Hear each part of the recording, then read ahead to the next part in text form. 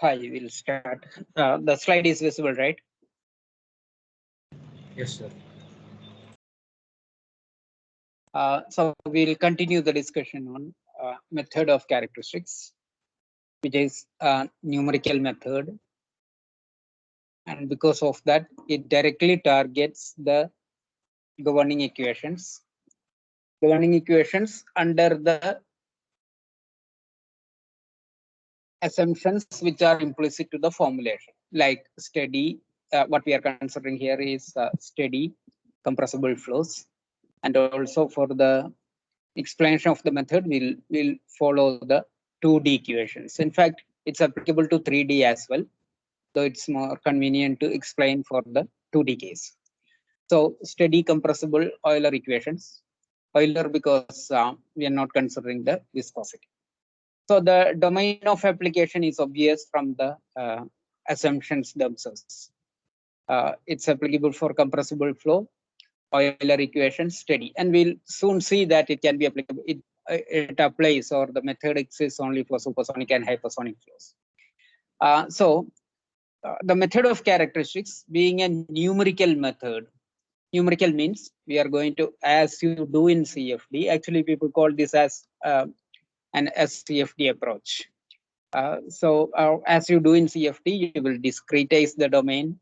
You identify different points, that is discrete points, solve the equations and march forward. So discretizing and marching the solution forward is common to the more popular methods in CFD and method of characteristics, which is more classical in its approach. Anyway, so the question is, when we, even with all these assumptions, that is steady compressible Euler equations, we still have a set of partial differential equations and strongly coupled.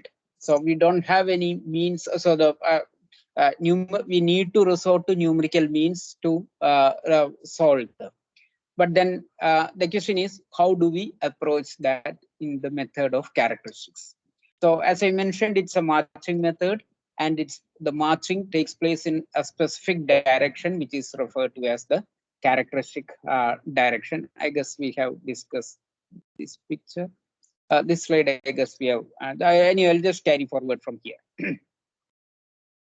So even after all the assumptions that we have, we still have a set of nonlinear partial differential equations. And this is where we try to make use of the characteristic directions in order to solve them. In order to solve them, in the sense, we'll first have to transform them to a set of a family of equations, a set of algebraic equations, by first making them ODE, and then a set of algebraic equations by discretization. So that is going to be the process that is going to be followed in this method of characteristics. Yeah. Then it boils down to the numerical approach. Now, numerical approach, which you are familiar by now, like even in maths, in numerical analysis, you would have studied about finite difference methods, etc., where we discretize the domain. Discretizing is the key word, because we are actually solving a fluid mechanics problem, an aerodynamics or gas dynamics problem, where continuity is assumed. Continuity means there is infinite number of points, and obviously we cannot solve the equations at infinite points. So the first thing that we do is to discretize the domain, identify points where we can solve the equations, and then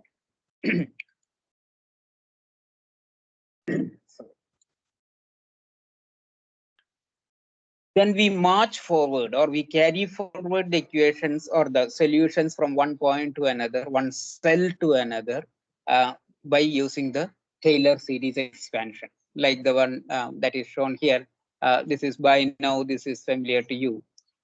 You start from one point, use the gradient and the extent in that dimension. So since this is dou u by dou x, that this is the gradient, that multiplied by the dimension in that along x. So dou u by dou x into delta x. So here it's only this one is considered only in the x direction. So ui plus 1 is stated in terms of uij.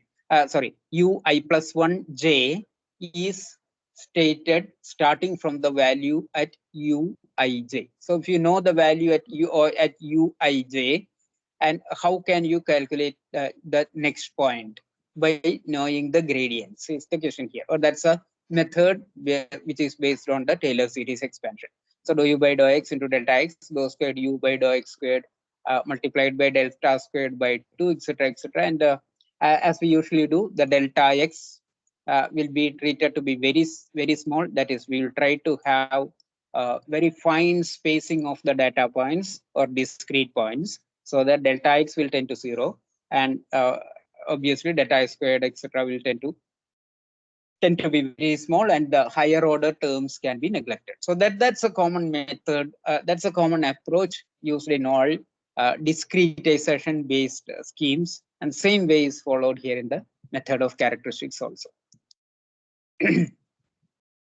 So when we have to do this, what we will assume is that, or we will start the solution from some point where we will assume the values, or we probably know the values as specified. So if I know uij at a given section, you mean I just returned you any properties at a given section, then the subsequent calculation for the subsequent points can be calculated, can be done if I know the gradients, say dou u by dou x, etc. So that by having this value, that is delta x, this one, etc., we can calculate what is going to be the next cell value or the next node value, as the case may be. That is infinite volume method in CFD. That's what you, or this is analogous to what you do in finite volume method as well, in a sense. So now the question is, how do we handle this gradient dou u by dou x? So that's what we have to go into. We are going to discuss next based on the method of characteristics. Before we do that, I just want you to remind you about these two terms we are familiar with already, because these are going to be used again. Streamlines we have discussed already. Even for this topic, we have reviewed the concept of stream function, streamlines, etc. The governing equations, we have seen them where the definition of stream function was made use of. So streamlines, we know, is the directional, gives the directionality of the flow. That is, at any given point on a streamline, if you draw a tangent, you get the velocity vector at that point, direction of the velocity vector at that point. So that is basically how what we how we interpret the physical significance of streamlines. So, example, in this case, where this is a streamline, it shows the directionality of the flow, right? I hope the physics shown here is obvious to you. It's an expansion. So, assuming isentropic flow, this can be assumed as Prandtl-Meyer expansion. So the flow comes, turns around the corner. So that's what is indicated by the streamline. Now, as opposed to that, we know that when you have a Prandtl-Meyer expansion like this, it proceeds through a series of, or rather, a fan, expansion fan, right? So that's an expansion fan. Basically, the region along which the flow expands, the maximum Mach number increases, etc. The static pressure drops, and for Prandtl-Meyer, we'll assume that stagnation pressure remains constant, the flow is isentropic, and etc. So now each of those lines, a fan is basically an infinite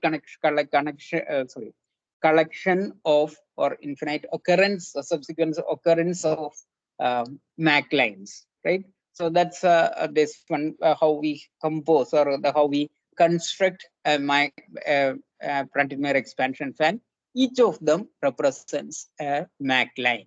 A Mach line is an infinitely weak pressure disturbance. So that's what we consider here as the series of, or what constitutes the region that is called as the expansion fan. So the element, or the elements that constitute the Prandtl-Meyer expansion fan is what we call as the Mach lines. Okay. Now we come back to the formulation here. Uh, please look at the governing equation that is written in terms of, actually this is derived, the way that it is stated here is for any rotational flow, though it can be applied to rotational flow also. The mathematical explanation, or rather the schematic representation using the notations, is simpler for rotational irrotational flow. So that's why usually it is presented in terms of irrotational flows. We are eventually going to consider this for as applied to rotational flows, where the applicability, as we have seen earlier, is holds good for method of characteristics. Now, this equation that we have here is nothing but a rewriting of the governing equations, which are derived in terms of or transformed using what we define in fluid mechanics used as the potential, velocity potential phi. So 1 minus u squared by s squared, and then this is written in terms of velocity gradients, dou u by dou x, dou u by dou y, etc. And we are concerned only about u, v, x, and y, because we are looking at a two-dimensional plane. So 1 minus u squared by a squared, and particularly this form, the way that it is written is the one which is suitable for compressible flows, where we can conveniently express it in terms of Mach number, and that's importance of the term u by a. U is the velocity component in the x direction, a is the local Mach number. Okay, so based on the this form of the governing equation, the velocity gradient dou u by dou x can be written as, or that can be derived from the governing equation as it's written here. So dou u by dou x can be equated to this RHS term. Now let's look at it. How we are going to make use of this for doing the calculation. On the as I mentioned earlier, this is going to be a marching solution. That is, if we start off with a value, a point or a section where the initial values are given. Now, what we require for subsequent calculations is the gradient dou u by dou x. Just to remind you, and that's where we started it, the dou u by dou x, right? The dou u by dou x. If I'm considering the marching in the x direction, that is I plus 1j, j is the constant, so we are just considering the marching in the x direction, in which what I require is the x gradient. So gradient along the x direction. So we are concerned about dou u by dou x, the partial derivative of velocity along the x direction. So and that's why the way it is written here, it's equating dou u by dou x by the term that is it's written in a way that the dou u by dou x, the velocity gradient, can be calculated. Okay, so now the question is, how do we do the marching? So for that, the process is we start off with some initial values, assume where we know the values, or either we know the values a priori, or we'll start off with an initial guess, which can be later corrected. So it's going to be an iterative process anyway. So we'll start off with some values u and v along a given line. A given line means if we are considering again an xy plane, because we are considering 2D, we are considering some point, and we are considering the velocity to be at some arbitrary direction, the resultant velocity v, capital, and the x component of it is u, y component of that velocity is v, small v. So u is the x component, small v is the y component, and that's a plane where we are going to look for solutions for this equation. And this tells us that the expression in the box here tells us that if we know if you know values for v, a, and the gradients in the y direction, that is dou v by dou y, dou u by dou y. Please note that dou v by dou y, dou u by dou y. I should be able to know these, and I should know the values of ij. That is, at the initial point, I should know values of VA, etc. If I know these, then I can calculate the velocity gradient in the x direction. So now let's consider what we said initially. I said we'll start off with an initial guess of values in this direction, which means that along the y direction. So which means that we will have the initial value for u. We will also have the initial value for v. And not only that, since we are assuming values in the x y direction, we can also assume that, or rather, we can also determine the gradients like dou u by dou y, dou v by dou y, etc. Because we are assuming that in our flow grid. In this flow grid, we are assuming that at a given section, we know values along the y direction. So we can calculate the gradients in y direction also. So with this set of initial assumptions or initially assumed values at a given section, we can calculate dou u by dou x. And this can, so once we know dou u by dou x, we can march along the x direction. We can use the finite difference equation, we can march along the x direction. And for the next location, we can repeat the calculation, etc. But then we immediately note that we can do dou u by dou x, we can calculate dou u by dou x, provided that u is not equal to a. What happens when u is equal to a? Then the denominator 1 minus u squared by a squared vanishes. Rather, it becomes 0. So when it becomes 0, dou u by dou x becomes indeterminate, right? So it's division by 0.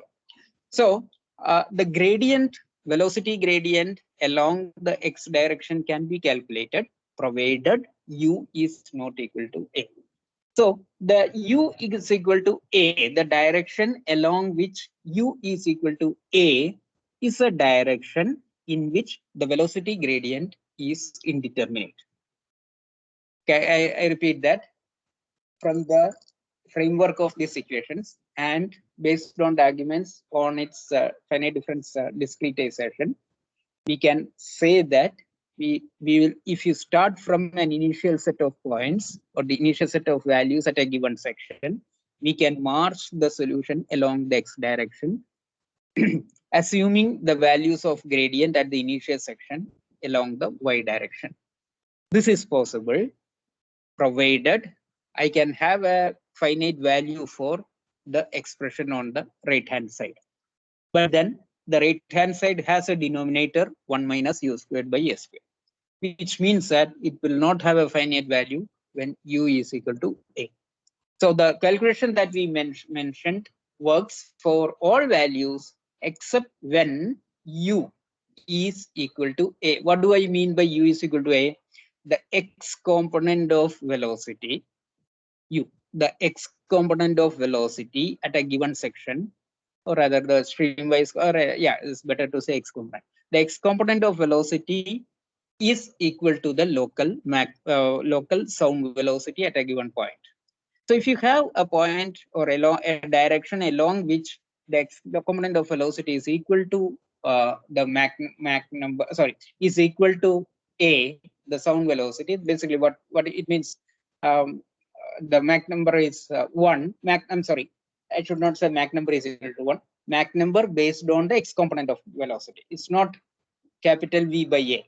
Capital V by a is Mach number. What we have is the x component u.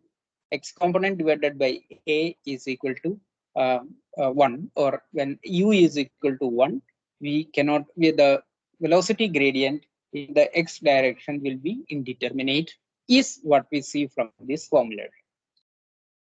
Now, such directions along which the derivative dou u by dou x is indeterminate is referred to as the characteristic dimension or characteristic direction. So characteristic lines are directions along which the derivative du by dou x is indeterminate. Now, the advantage or the benefit of having those directions is that along that the mathematical formulation will show that the equations can be reduced to a set of ordinary differential equations, and that's how we are going to proceed the solution or the solution process further. But before that, just note the implications of this. I repeat the definition. The characteristic lines are the lines, directions along which the derivative du by dx is indeterminate, right? Which means that u is equal to a under the set of assumptions that we have just considered here. This also means that what happens when u is equal to a, the construction here shows that u is equal to a. So now we are considering a particular point, this one situation where u is equal to a. So if u is equal to a, then the angle that the velocity vector makes with this characteristic direction would be, say that can be calculated. So if you just consider the trigonometry of the triangle, then we can see that the sine component of it, the sine mu will be equal to 1 by sine mu will be equal to u by v. I should correct it. I'm sorry. Not mu. It is not angle mu. It is actually the sine of mu. Sine of angle mu will be equal to u by v. Please note that this is the angle mu, and this is u from the construction, so opposite side, and the hypotenuse is v. So u by v, and u by v is nothing but a by v. For the characteristic direction, u is equal to a. So sine mu is equal to a by v, which means that sine mu is equal to 1 by m, because m is v by a. So sine mu is equal to 1 by m. So what is mu? The angle between the characteristic line and the mainstream velocity direction, or rather the v direction, capital V, the stream function direction, sorry, the streamline direction, the velocity direction. So that angle, the sine of that mu is equal to 1 by m. But the moment we say sine mu equals 1 by m, we know what kind of line it is. It has to be a Mach line, right? Because the definition of Mach line is where mu is equal to sine inverse 1 by m. That's how we have defined the Mach line. So mu is sine inverse 1 by m is defines a Mach line, which means that the characteristic direction, characteristic line along which dou u by dou x is indeterminate is nothing but a Mach line. So going through that point. And so mu is what we usually call as the Mach angle, right? Sine inverse 1 by m.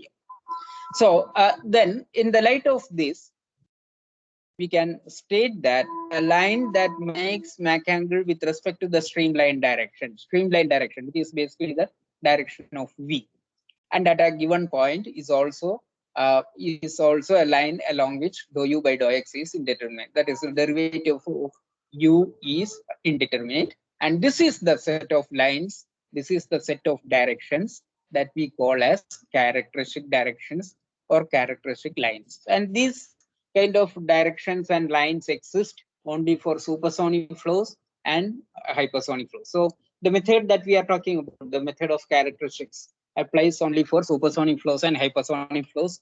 We will soon see why they don't exist for subsonic flows. We will see that anyway as we proceed. Anyway, any questions so far?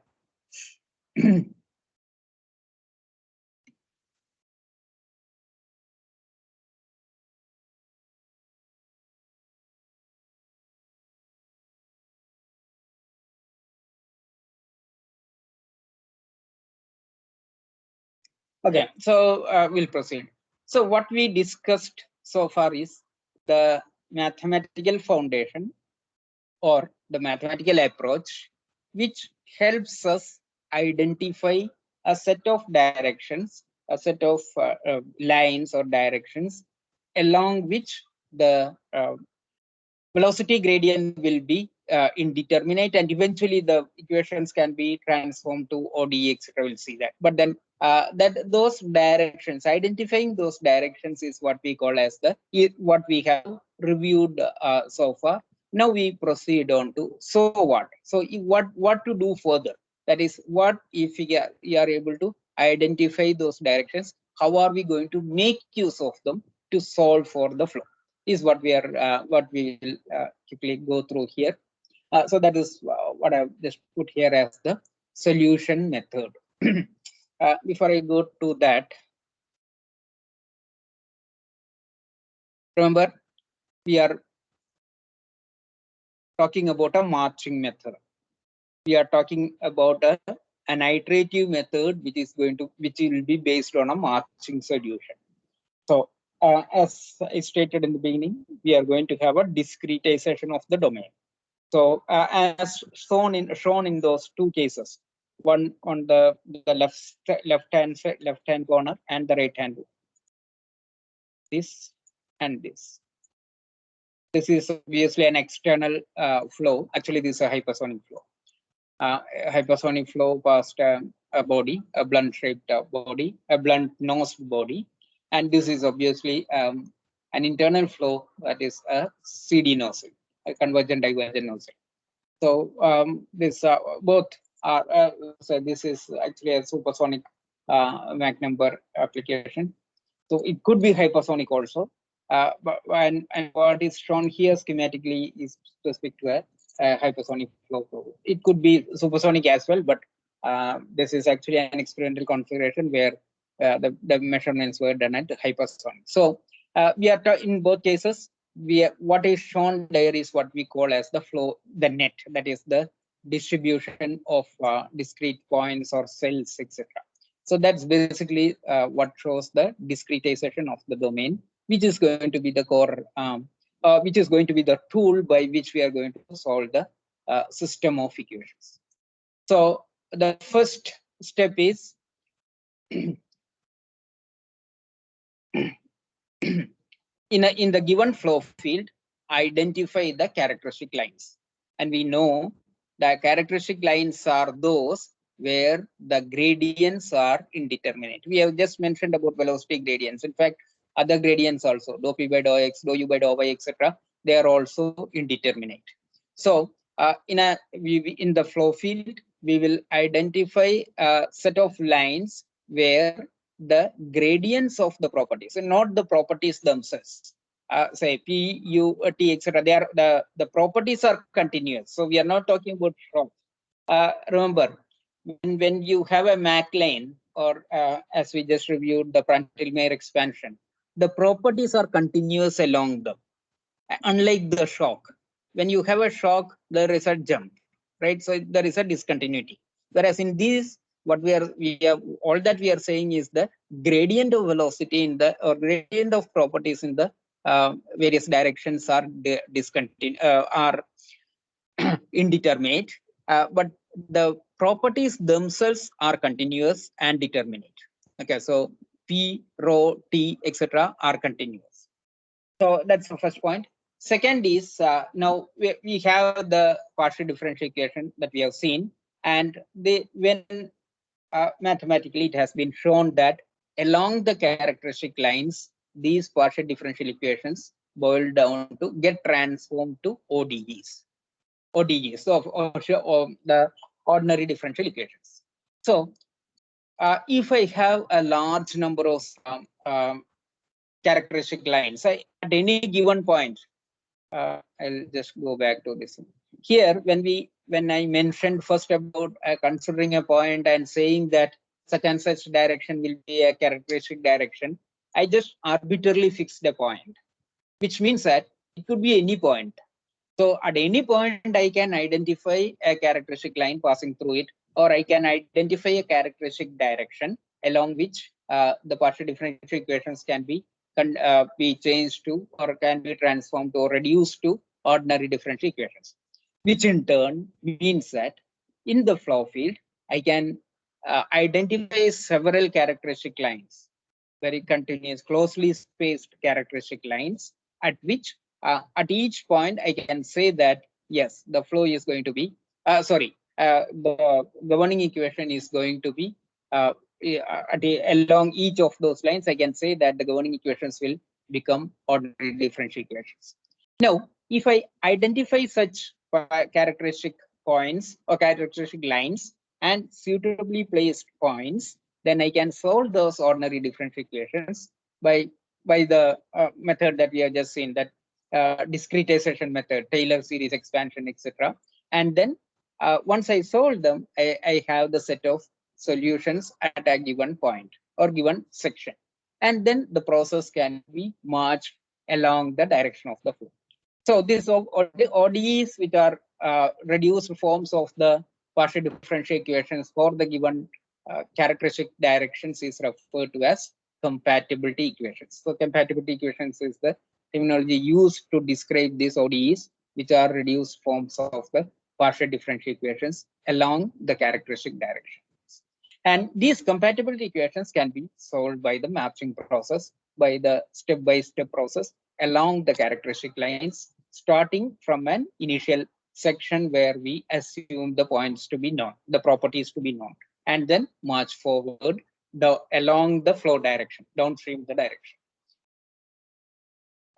Okay, so as shown here, when we in real calculations, which has to be based on computational modeling or algorithms that can be solved numerically, there will be a large number of the domain will be divided into large number of characteristic directions, and the solution will be carried forward at each of them. So that's going to be so these three steps: identifying the directions, identifying the compatibility equations, and then solving the equations in the marching process is what constitute the method of characteristics approach. I think I'll stop here. If you have any questions, you can ask. Next class, I'll just complete this by stating some of the relations that we use for the solution and also highlighting some of the applications of it. And then we will move on to viscous fluids.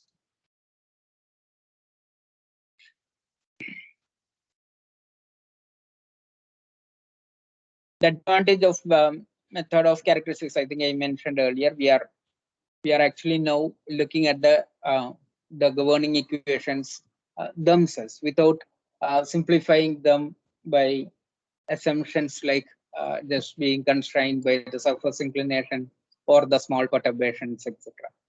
Though the equations are constrained by the basic assumptions like in viscid nature, etc., and steady state, but the solution is going to be for the governing equations, not for any reduced form of the governing equations. The governing equations themselves transform to ODEs is a different issue. The governing equations themselves transform to ODEs is because of the mathematics that is associated with the peculiar directions of characteristic lines, but that is not that is not due to any additional physical assumption or simplifications that we impose on it. So we are actually solving the governing equations. So that's a highlight of this method.